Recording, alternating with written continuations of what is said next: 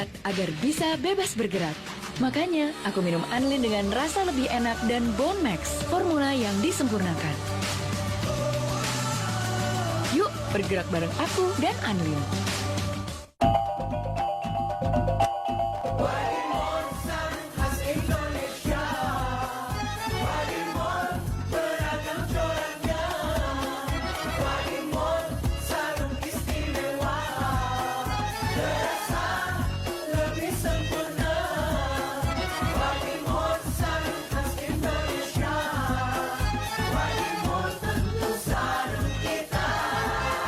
Wadimor, tentu sarung kita.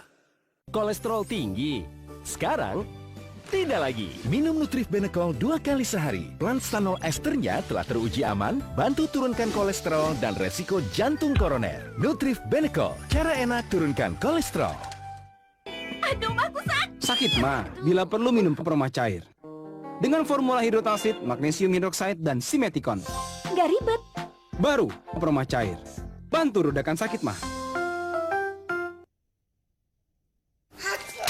Sakit lagi? Anak-anak sekarang gampang sakit. Gampang sakit? Waktu ibu masih kecil, apa flu datang sesering ini? Tidak, Apakah sulit disembuhkan? tidak, Apakah gejalanya lebih lama? tidak. Anak bukan gampang sakit, tapi kini kuman penyebab masalah kesehatan jadi lebih kuat. Jadi, Perlindungan juga harus lebih mutakhir. Lifebuoy lebih mutakhir. Melindungi dari 10 kuman penyebab masalah kesehatan, bahkan kuman yang lebih kuat.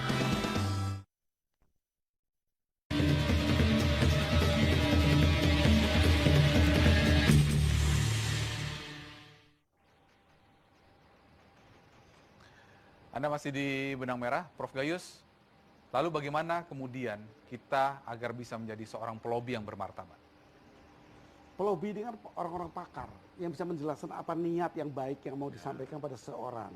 Tapi ada role model baru dari Pak Yasin tadi, pejabat harus hati-hati sebelum ada undang-undang yang mengatur dengan jelas kriteria apa seorang pelobi itu. Seorang pejabat harus didampingi oleh 2 atau 3 orang yang ikut menyaksikan keperluan apa seorang ini hadir sebagai pelobi. Itu saya pikir bagus sekali. Jadi ini merupakan satu model yang perlu dikembangkan. Nah, tetapi yang penting lagi adalah bagaimana niat orang itu harus diketahui dari awal. Pelobi datang niatnya untuk apa? Niat kepakarannya. Jadi kembali kepada perkembangan lobis yang zaman dulu dianggap buruk karena ketemu di lobi-lobi. Maka menjadi satu lobis yang sangat-sangat dihormati di negara-negara berkembang maju yang lain, maka mungkin itu perlu diadakan satu bentuk regulasi agar bagaimana pelobi yang tidak melanggar hukum, mempunyai kode etik yang baik, kemudian mempunyai satu standar pelobinya itu memang betul-betul piawai di bidangnya untuk menjelaskan dan menawarkan ide-ide atau barang-barang yang perlu digunakan. Pak Yasin, tadi di awal saya sebutkan ada gium bahwa di mana ada lobi pasti di situ ada suap. Ya. Bagaimana kemudian kita bisa mencegah bahwa ketika diawali dengan lobi kemudian tidak diakhiri dengan suap? Atau memang sudah begitu marwahnya dari sana, ketika lobi ya pasti ada suap? Jadi dimulai dari memasukkan unsur-unsur dilarang di dalam suatu pertemuan yang mengandung lobi yang diteruskan atau dilanjutkan dengan suap itu menggunakan apa yang disebut dengan internal integrity system. Jadi di KPK sudah ada karena dipasang di undang-undangnya maupun di kode etiknya. Nah, ini kita mengharapkan di lembaga-lembaga lain, kementerian maupun lembaga, itu ada integrity system. Minimal harus ada declare. Jadi prinsip integritas yang harus dipegang teguh oleh seluruh jajaran yang ada di dalam lembaga atau di kementerian itu. Kalau di kami, saya pindah ke Kementerian Agama, ada yang disebut dengan budaya integritas di situ. Makanya 5 budaya kerja yang paling diunggulkan adalah integritas dan akuntabilitas, tak transparansi. Makanya setiap ada tamu, saya harus didampingi. Jadi tidak ada private yang ada di kantor. Semua harus Itu salah satu upaya dari pencegahan itu ya? Upaya dari pencegahan. Sehingga lobby-lobby itu akan batal karena disaksikan oleh banyak pihak. Baik. Itu. Saya kira itu. Mas Henry, catatan terakhir Ya, Anda atau saya benang rasa, merah Anda malam ini? Itu tadi, dalam ilmu komunikasi, lobby merupakan bagian dari negosiasi yang merupakan seni berkomunikasi. Ini akan menjadi salah bila niatnya salah. apalagi diteruskan oleh suap. Saya rasa apa yang telah terjadi di negara kita ini, kemudian yang kita perbincangkan di sini, ada solusi-solusi dalam melakukan lobby-lobby yang bersih. Yang pertama, tidak ada niat jahat. Kemudian yang kedua, didampingi orang lain sebagai saksi. Dan yang tentu saja yang ketiga, mengetahui peraturan-peraturan yang ada yang disertai dengan integritas. Kira-kira demikian, Mas Arif. Baik.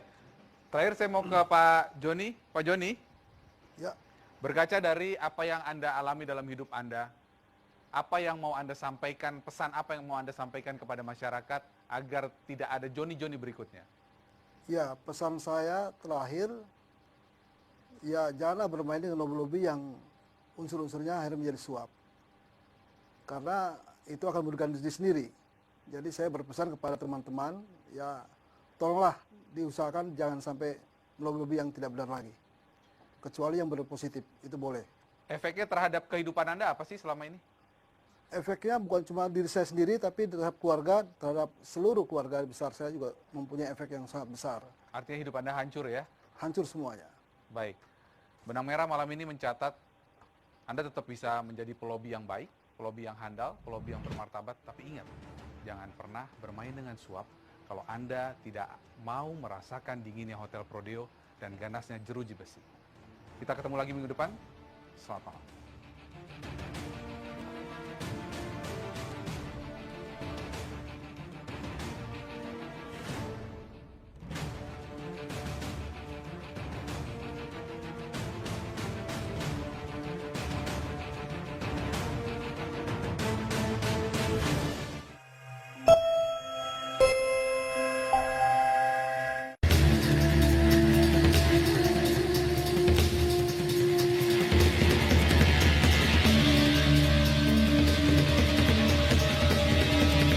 Didukung oleh Orang bijak minum tolak minum herbal.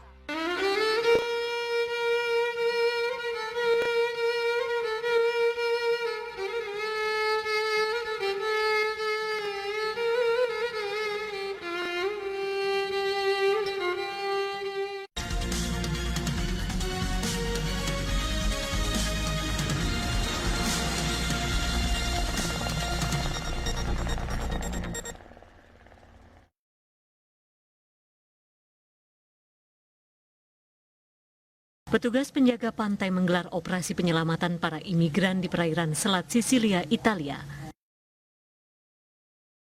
Sebanyak 2.154 orang imigran berhasil diselamatkan dalam 17 operasi yang berbeda.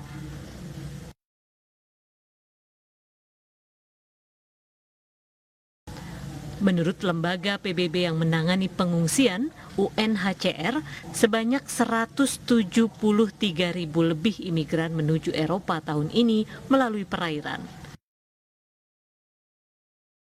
Sekitar 19.000 diantaranya telah berada di Italia.